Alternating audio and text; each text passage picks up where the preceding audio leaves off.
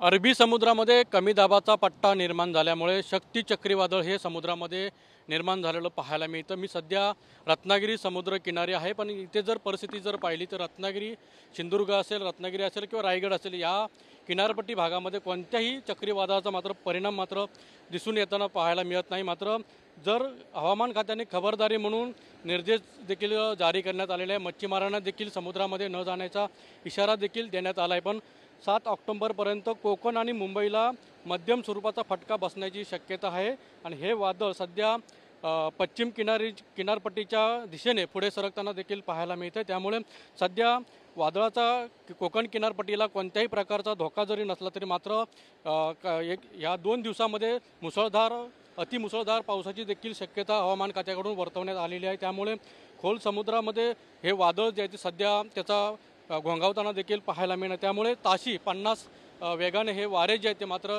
वाहताना पाहायला मिळणार। त्यामुळे सध्या जर आपण पाहिलं तर रत्नागिरी समुद्र किनारपट्टीवरती आहे, पण इथं जर पाहिलं तर कोणत्याही प्रकारचा वादळाचा शक्ती चक्रीवादळाचा कोणत्याही प्रादुर्भाव परिणाम मात्र किनारपट्टीवरती मात्र दिसून येत नाही। मात्र त्यामुळे मच्छीमारांना देखील समुद्रामध्ये न जाण्याचा इशारा या हवामान खात्याने दिलेला आहे।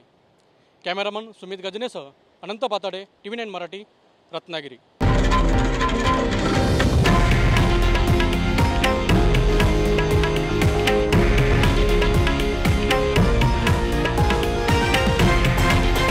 हे आहे देशातील नंबर 1 न्यूज नेटवर्क आणि आपण पाहत आहात TV9 मराठी, एकमेव।